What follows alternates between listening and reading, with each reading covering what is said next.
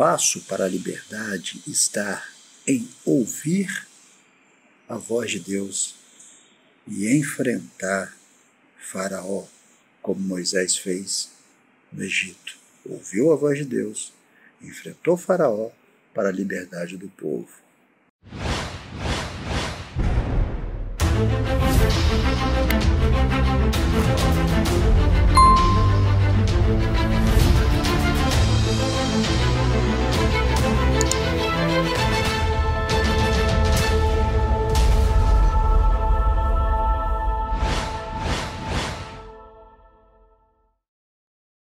Graças e paz, irmãos, bom dia. Tem um texto que eu publiquei no Facebook nos meados de maio de 2015, em que eu intitulei esse texto de Pastores Covardes e Igreja Omissa. Eu vou ler esse texto para os irmãos terem consciência daquilo que eu coloquei na época e que eu continuo tendo agora o mesmo pensamento concernente a essa situação dentro da Igreja Cristã Maranata. Então se atentem, por favor. Pastores covardes igual Igreja Omissa. Já disse uma vez e repito, o sistema foi tão bem elaborado que é quase impossível desfazer o mal realizado na vida de alguns que acham que estão bem por causa do falso crescimento espiritual dentro da instituição. O esquema foi, é e continuará sendo o seguinte. Primeiro, faça a pessoa se sentir importante. Segundo, faça a pessoa se sentir amada, protegida e com potencial para crescer na obra. Terceiro, convença a pessoa que não existe lugar melhor. Quarto, introduza na mente desta pessoa que você deve ser fiel à obra, porque essa pessoa é servo devedor. Quinto, cerque essa pessoa de uma atmosfera espiritual que atinja seus anseios a ponto dela sair de seminários dizendo o seguinte: hoje eu aprendi a amar mais a obra. Sexto, por fim, dê a essa pessoa, por revelação, cargos, funções, status e pronto. O laço do passarinheiro fez mais uma vítima. Bom, então dentro da igreja a pessoa ela passa a se sentir importante, amada, protegida, que agora tem certeza do seu potencial para o crescimento na obra, chega à conclusão que não existe lugar melhor e ela passa a ser fiel à obra como servo devedor. Larga tudo por causa dos trabalhos voluntários, deixa de lado família, estudos, melhoria de vida profissional e outras coisas mais por causa da obra. Porque foi colocado na mente desta pessoa erradamente o seguinte: buscai primeiro o reino de Deus e as demais coisas, que se dane. Essa pessoa é cercada pela atmosfera espiritual onde os dons repetidos acontecem sempre, onde línguas estranhíssimas são faladas e, pior, interpretadas. Sempre com profetadas lançadas no ar que vai cair no colo de alguém que certamente vai se identificar com o dom. Ou não tem ninguém doente, não tem ninguém desempregado, não tem ninguém com problema no lar, não tem casal se separando, entre outras coisas mais. E agora, a cereja do bolo. Faça uma convocação geral, reúna todos, familiares inclusive, e levante fulano ou fulana para uma função. Pronto. Cerco fechado, ego inflado e escravidão eterna. É triste, porém verdade. Com isso se cria uma legião de pessoas que dizem servir a Deus e, na verdade, servem à placa e aos homens que criaram essa placa. Não existe outra explicação. Diante dos fatos, nem a desculpa de experiências vividas, porque quem tem experiências com Deus, de fato, não aceita o que é errado. Estou errado? Mas agora, o que se deixou prender no laço do passarinheiro não consegue sair desse laço por causa do ego inflado, tipo: fui levantado por revelação, não posso negar meu chamado, sou obreiro, quero ser diácono, ou sou diácono, quero ser ungido, ou sou ungido e quero ser pastor da obra. Pessoa simples, muitas delas sem estudos, são envolvidas nessa atmosfera de engano e acham que não serão mais nada se saírem da escravidão e forem para outra denominação. Porque foi introduzido na mente dessas pessoas, e um dia foi na minha também, que só na obra todos são levantados por revelação. Ou seja, você não precisa conhecer letra, se aprofundar na letra, estudar a letra e, acima de tudo, ser um profundo conhecedor da letra. Porque na obra é além da letra e na religião você só é alguma coisa se fizer teologia, se estudar e por aí em diante. Vejam o absurdo. Desencorajam o estudo bíblico através da teologia para se criar uma legião de alienados que apenas obedecerão à voz do comando com a desculpa de ser orientação de Deus. Pastores covardes são aqueles que não se colocam contra o sistema porque sabem que, se por acaso se posicionarem abertamente contra o que está errado, serão colocados no banco. Perderão o direito de ser pastor na igreja que está. Será isolado, separado, perseguido, até se auto-excluir.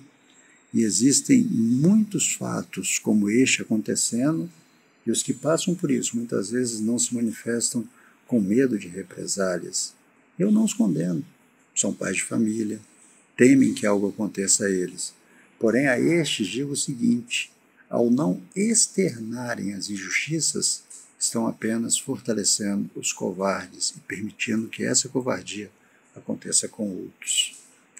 A igreja omissa são todos aqueles que ficam com as desculpas usando os jargões formatados de mente, tipo não julgar, não tocar no ungido, quem não tem falha, a obra de Deus, salvação individual, estou realizando a obra de Deus, Deus vai tratar com estes e blá, blá, blá, blá.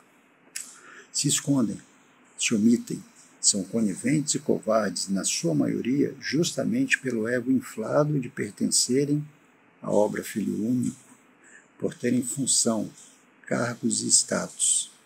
Esses dias mesmo eu estava lendo uma publicação de uma jovem dizendo: eu amo essa obra. Ontem fui levantada como professora, ou seja, são as famosas bênçãos à base de troca. Se dá uma função e se recebe de volta lealdade eterna pela função recebida. E com isso se aceita tudo, porque a bênção do cargo foi maior e é maior do que tudo. O que mais me impressiona é que nesse meio não tem apenas pessoas simples, humildes e sem estudo.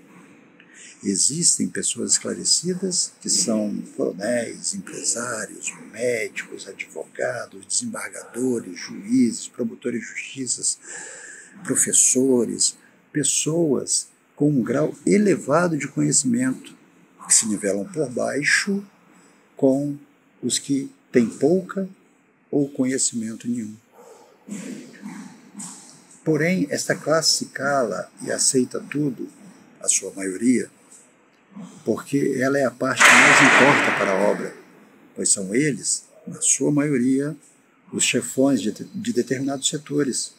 Ou por acaso existe um faxineiro que é, de repente, um coordenador de uma grande metrópole, uma cidade de São Paulo? Não, com certeza não. Notem que existem pessoas simples que são obreiros, diáconos, ungidos. Se ungido é uma invenção da instituição, é chamado de cargo probatório antes do levantamento para ser pastor ordenado, sendo que a palavra diz que todo aquele que aceitou o Senhor Jesus, Deus o fez reis e sacerdotes, porque os ungidos no Velho Testamento eram reis, sacerdotes, profetas, e todos nós que hoje servimos ao Senhor somos ungidos. Mas na instituição existe uma unção especial que é chamado de um cargo probatório, uma provação para ser levantado para pastor ordenado. Mais um absurdo. Existem obreiros, diáconos, ungidos ou simples pastores em igrejas locais há anos, Mas eu conheço alguns que cresceram rapidamente por terem uma função de destaque na sociedade, ter um cargo elevado na sociedade, e que hoje são coordenadores influentes em alguns grandes centros e fazem parte do Conselho Presbiteral. Será que todos estão cegos? Não é possível que as pessoas não conseguem ver isso? Alguém pode estar se perguntando agora o seguinte, ao ler, ao ouvir agora esse relato, que é o que eu escrevi há alguns anos atrás, pode estar se perguntando, qual a solução? Eis a solução. Rompam com esse sistema escravizador. E aí talvez alguém vai perguntar também o seguinte, como? Eu explico como se eu fosse um pastor de verdade e não apenas um gestor. Como pastor, primeiro eu iria reunir a igreja onde eu estou como pastor e diria o seguinte a todos, que uma igreja que serve a Deus não deve compactuar com idolatria, heresias, ensinos falsos, doutrinas denominacionais que nada têm a ver com a Bíblia. Não pode aceitar que a instituição não preste contas, não pode aceitar apenas o que ordenam do presbitério, como se o presbitério fosse o mediador entre Deus e a igreja. E, acima de tudo, diria que uma igreja que serve a Deus não pode admitir lobos devoradores nos púlpitos.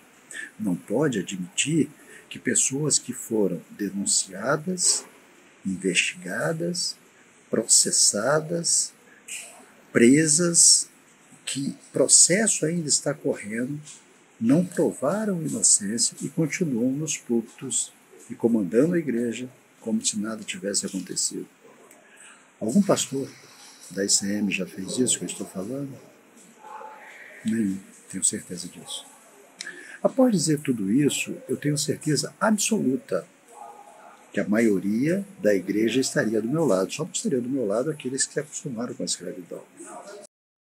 Pois bem, a igreja, na sua maioria, estando do meu lado, me apoiando, pensando como eu e não aceitando mandos e desmandos do presbitério, vai se tornar uma igreja forte, que agora poderá caminhar com suas próprias pernas, tendo 2 pastores apenas. Jesus, o sumo pastor, e o pastor local que rompeu com o sistema. Mas ainda vai aparecer alguém perguntando o seguinte, mas aí o presbitério tira o pastor, como fica? E eu respondo com outra pergunta, a igreja vai permitir tirar o pastor? A igreja vai aceitar tirar o pastor?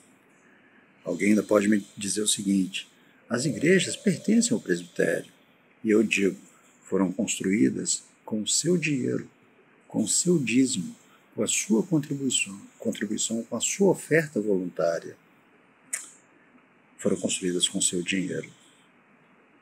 Pronto. Problema resolvido e 2 opções. Primeira opção, o presbitério vai aceitar a decisão da igreja e do pastor, porque eles não querem o que é errado, ou seja, a igreja não quer o que é errado. Vão afastar todos os envolvidos até eles provarem a inocência, vão dar liberdade ao pastor de ser realmente pastor e não apenas gestor, vão abolir heresias, enganos, mentiras, julgo desigual, vão prestar contas todo mês, vão valorizar a igreja local e autorizar a igreja a usar o dízimo de forma correta, ajudando a quem precisa, e o que sobejar será enviado ao presbitério, para a administração, e o que foi enviado à instituição terá prestação de contas.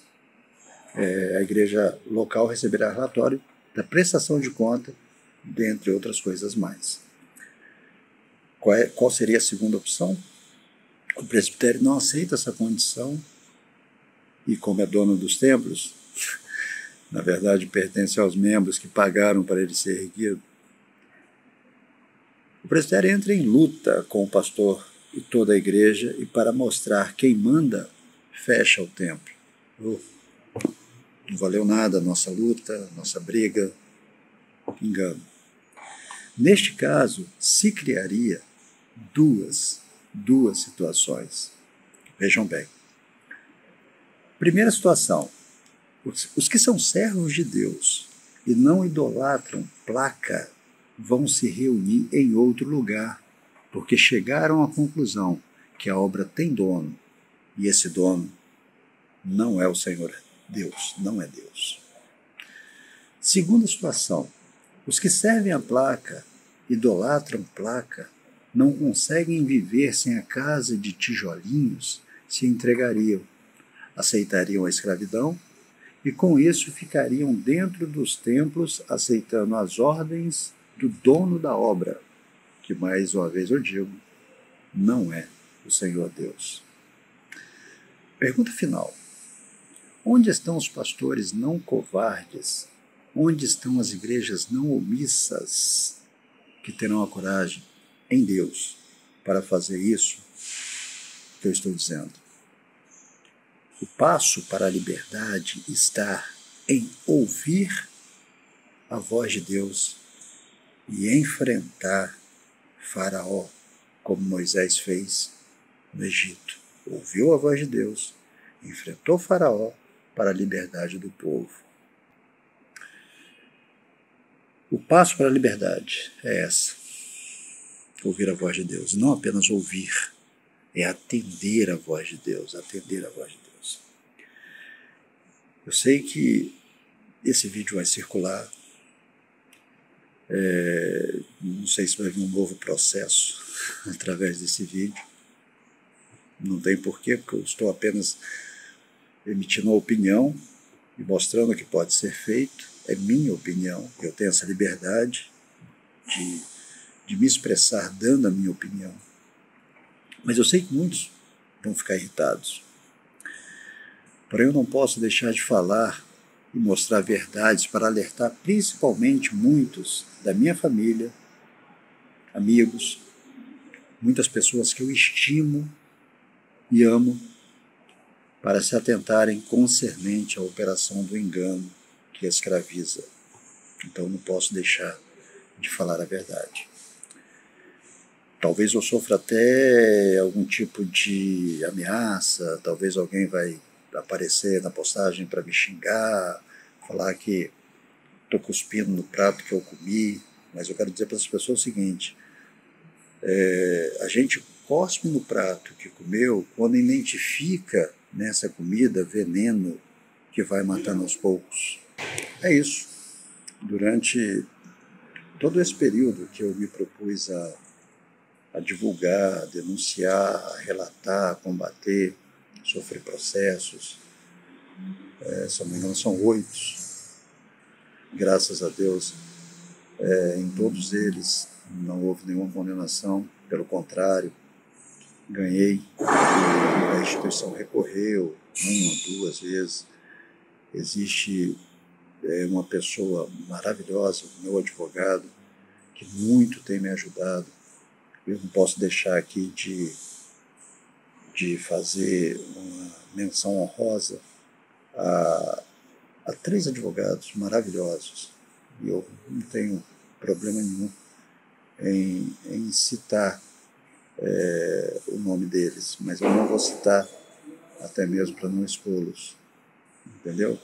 Então eu prefiro fazer uma menção honrosa a esses 3 advogados e eles saberão quem são, principalmente o que hoje tem cuidado dos meus processos. Então não me importo se vão me xingar, se vão brigar comigo, fazer comentários maldosos, ou de alguma forma tentar me atingir. Eu não estou preocupado com isso. Eu coloco a minha vida em risco até em prol da verdade e da liberdade